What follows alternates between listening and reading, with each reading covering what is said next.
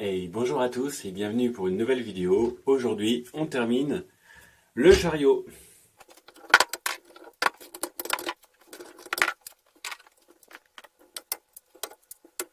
Ouais, bah c'est pas mal du tout ça. Ça roule bien. Alors maintenant, il ne reste plus qu'à l'habiller et à poser les éléments dessus. Alors la dégauchisseuse, je vais la fixer sur le tasseau. Donc là, c'est un tasseau de la même épaisseur qui fait 26 d'épaisseur. Donc on démonte le pied, on enlève cette vis et cette rondelle. On met un boulon, on remet une rondelle et puis basta, c'est fini. C'est des boulons dont la tige fait 60 mm de long, sans la tête, avec un tasseau de 26. Il y a cette petite saloperie d'ailette, si jamais vous n'avez pas de chance, et ben en fait elle bute. Donc soit faut raccourcir le boulon, soit faut enlever le coin de la petite ailette de la dégauchisseuse qui est là. Donc j'ai eu de la chance, j'en avais qu'une qui gênait. Alors j'ai essayé de la limer, c'est super chiant. La meuleuse, ça passe pas. Et donc avec une pince, j'ai simplement un peu tordu pour permettre à la vis de passer en dessous. Après avoir marqué, on perce. Alors voilà, là le chariot il est rangé au maximum. Donc elle dépasse un petit peu, mais franchement ça dérange pas quand je bricole. Si je suis là, déjà j'ai encore un peu de place. Et même si je me penche, c'est pas quelque chose qui est gênant. Et ensuite, quand j'en ai besoin, je tire. Je fais mon petit dégauchissage. Zou, zou, zou. Et ensuite, hop, c'est rangé.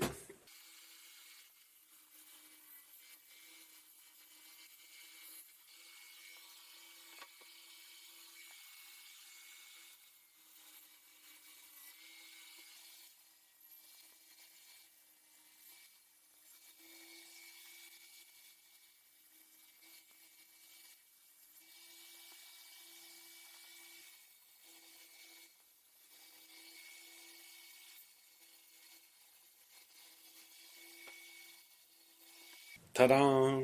Et voilà, j'ai mis une petite plaque chevillée collée. Donc j'aurais pu mettre une deuxième planche ici, mais pour l'instant je suis pas certain de ce que je veux faire de cet espace. Donc je m'abstiens. Même si je manque de place ici pour vous le montrer, le but du jeu c'était de faire un meuble qui intégrait plusieurs services pour moi que j'utilise souvent.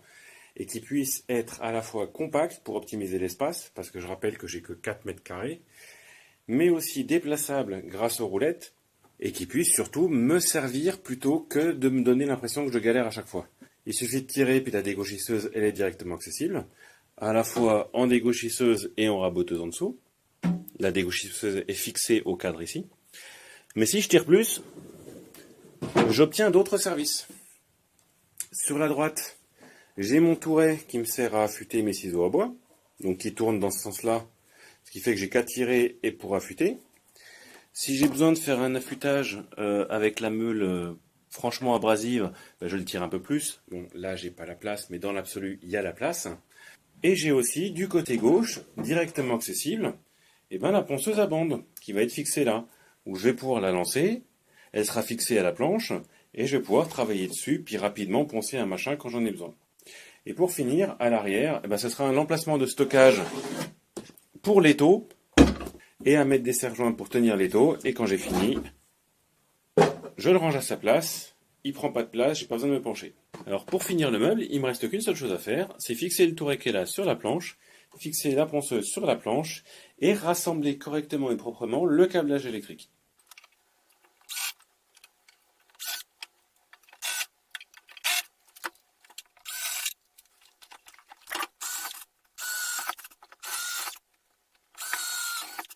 C'est fixé avec 2 rilsans, là c'est fixé avec 3 rilsans, de ce côté-là 2.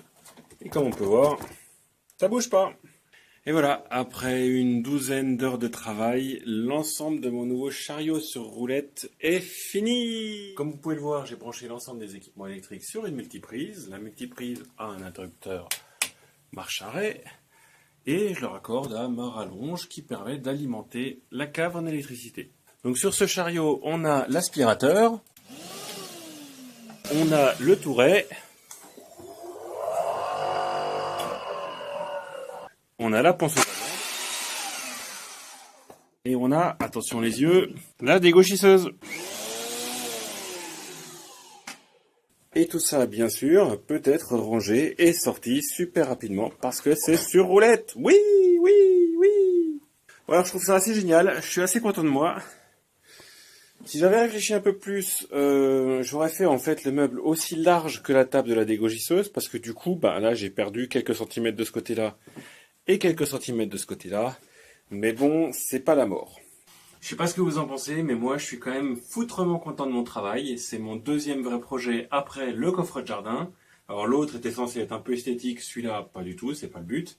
Alors j'aurais pu faire plus joli en dégauchissant les trucs, mais j'avais envie de rester sur le bois brut, non pas pour l'humidité qu'il y a dans cette cave-là, mais si jamais un jour je déménage l'ensemble, et ben au moins ce sera du bois que j'aurais pas besoin de traiter parce qu'il est déjà traité. Voilà, sinon je l'aurais dégauchi. Ce qui m'aurait facilité la vie parce que j'aurais pas eu besoin de raboter certains trucs, j'aurais pas eu besoin de réaligner des choses, ça aurait été un peu plus carré.